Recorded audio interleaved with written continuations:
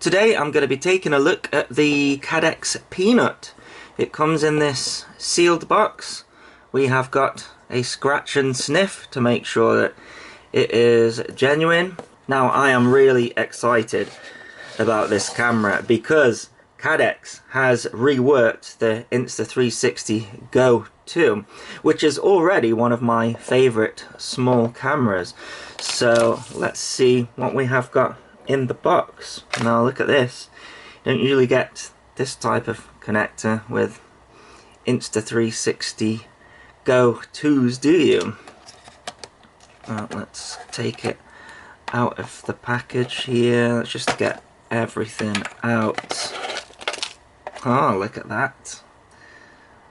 A nice mount. So it comes with a mount. I think one of the most difficult things to do when you get one of these is you either have to buy a 3D printed mount or make your own. So that's everything in there, nothing underneath. And then we've got two ND filters included as well. So ND filters, we're going to leave those there. Little tiny circuit board. And like a single screw. I guess it's going to be for the screw there. Looks like a magnetic plate. Is that just going to go on the back there? So that connects there, but also this connects on here, and it's just a connector. And on appearance, the only thing that has changed is we've now got this button here, and that's really good because on the original Insta360 Go 2 the entire front case was a button, and that meant that when you put it into your model you would turn it on every time. Really frustrating, especially as the batteries in these things don't last very long anyways. Let's get this wrapper thing off. There we go. So it's like a matte finish as well, so it's not a fingerprint magnet. So what are we looking at here from Caddx FPV? It's even got the logo on the back there, look. Well, they have done away with the big chunky charge case. However, that's not the idea with this guy. We've got this magnetic part here which goes on the back, and the idea is that this regulator board gets soldered to your flight controller.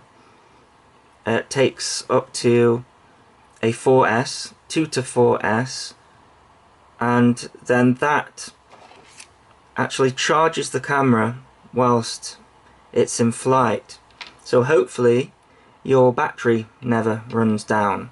They've changed the settings in the camera, so previously with flow state stabilization turned on at max resolution and max FPS you could only get 10 minutes of recording. You can now get 30 minutes of recording, which is much better for things like long range flights. Using the TX you can start and stop the recording with that. However, you do have to do some resource remapping with the Pinot solution, which, you know, it's not the best solution, but if you desperately want that, I don't, then they give you the instructions how to do it. I think for me what is more interesting is being able to charge it, especially as we don't have that charge case now. And we've also got this magnetic device here, which is a USB Type-C to charge the camera because we don't have the charge case. They give you these connectors in here. The idea is that you solder these on to your flight controller. So if you've got a 5-volt output, I guess you don't need the regulator. In that case you can just plug that straight into there. However, you know, it depends how much you trust the regulator on your flight controller. This one, we've got the option here to add that. The included ND filters are ND16 and ND8, and because we don't have that chunky charge case, this package is going to be $60 cheaper, which is a good thing because I find the charge case, it's okay, but it's kind of confusing. I prefer to use the app for the settings on the camera. The camera fits into this provided mount nicely. It's a nice material. You're given what looks like an M3 screw. I'm not going to be using this because this will fit into existing mounts. So I've got the Insta360 Go 2 mount that I printed for my baby Hawk HD, and that does not get in the way. They've very cleverly done that, so you can see that just this part here is all you need free coming out of the back in order to get this cable to it. So how much does this all weigh? So let's just go for the camera on its own. That's 28 grams. Then with the cover and that, it is 32 grams. And then with the cable there, and it's going to be this cable as well, potentially, 38 grams. And yeah, well, maybe chuck one of those in, but it's, you know, 38 grams, that's pretty good. The Baby Hawk HD does have a 5-volt and ground at the front that the camera would normally run off from one of these all-in-one boards, but this is the digital system, so it's not needed. Hopefully it can provide enough current for the Peanut camera. So connecting the phone to the app should be easy, but I have run into a slight problem. If we open up the app, it takes a moment to boot up. You're meant to press the camera button at the bottom, and it's connecting to the Bluetooth, connecting to the Wi-Fi, and you are meant to confirm. It's not doing it now. That's interesting. So you'll get an error message saying something like connect to the battery case. You don't have that, of course, but you just do a simple press on the button and it gets past that, if you are wondering. It's taken me maybe 10 minutes to figure that out. So the mode that it's currently in is video, but we want Pro Video, and that's the one that's got the stabilization. So we want 1440p 50 FPS, but it also does 24, 25 and 30. You can do 1080p as well. We want the aspect ratio 16:9, but it also does 9:16. Let's see, field of view. We've got the options between wide, action, linear and narrow. I think you can change those after the fact though, so we'll just go with wide for now. And then the color options, vivid is set as standard. It's actually a very good one. It's a nice one to have. That takes you out of the settings. But you can see 28GB on board, nothing recorded yet, and 83% battery. You can see that going down as I'm doing this. So yeah, the battery life not the best. Night shot, yeah, I think we're only going to be interested in Pro Video here. As I say, that's the one that lets us do video stabilization. 30 minutes, you can see. Then we have to go into button settings, and you see the button setting here, it's just set to video, and we want Pro Video. Confirm.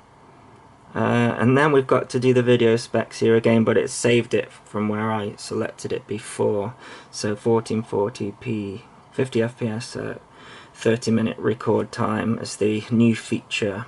And then we've got other settings. Anti-flicker is on auto, camera storage settings, so you can format it from here, and gyro calibration, you know, if you're having trouble with the stabilization, orientation. As you can see, the camera fits in the previous go-to mount, but I've got it plugged in to a 5-volt source now, so let's see what happens when it gets plugged in.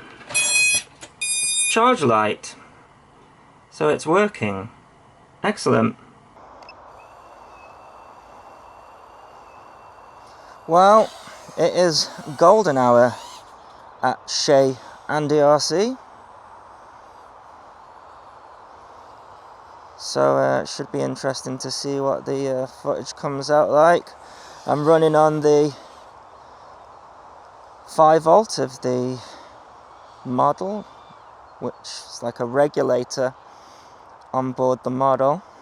So if you've got that regulator already, then you don't need that regulator board, so I think that's just like an accessory, you know. So if you don't have a 5-volt, most flight controllers should have a 5-volt, but there you go. It's like an extra thing that they've given you. But judging by the fact that you get those extra 3-pin JST connectors, the idea is that you just solder that straight to a 5-volt. Oh yes.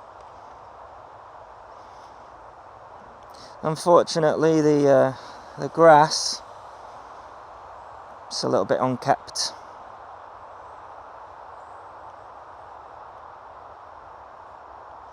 Hopefully that's a bit of a steady shot.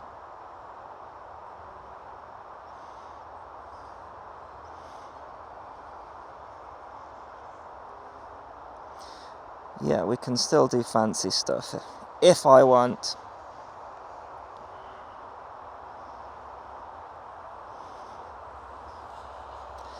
Hopefully we're not getting any brownouts on that camera. Whoa! I haven't learnt my lesson, have I? I've probably climbed every one of these trees. Tell you what, always people like with when testing these cameras out, sort of like orbiting trees and that. It's not a cine whoop though. It's just the Baby Hawk HD, and it fits perfect with this camera, honestly. If you get the right mount, of course. So now with the 30 minutes of video and the battery just always charging,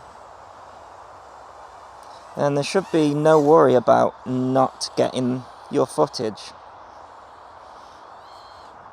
Of course, if you do longer flights than 30 minutes, then you can install that stop-start on the UART if you really want to mess about. I wish there was an easier way than that, but at least there's a way.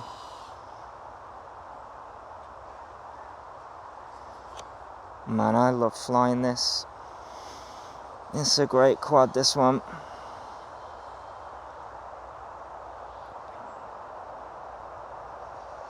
I need some new batteries for it. AU line batteries didn't last very long at all.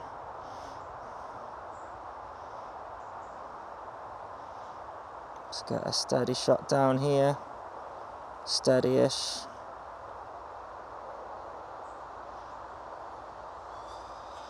Bit of a power loop. And a 2-point roll around this path here. It's interesting they haven't cut the COVID lines in here, but humans, you know, once they've got a routine, now they are making the path with their feet. This field's been here, you know, over 40 years and never done that. Blimmin' humans, eh? Aren't they an interesting bunch?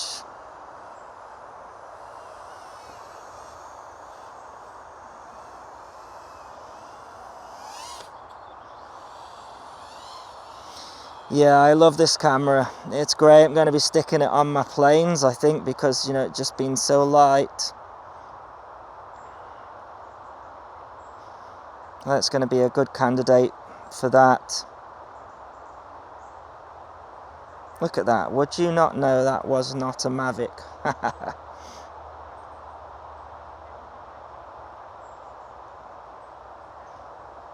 Can't do this with a Mavic though. Something's gone wrong if you can. Anyways, yeah, I love this camera. I'll put a link in the video description, as well as a pinned comment if you wish to get one. And as always, thanks so much for watching. Please continue to subscribe. Cheers.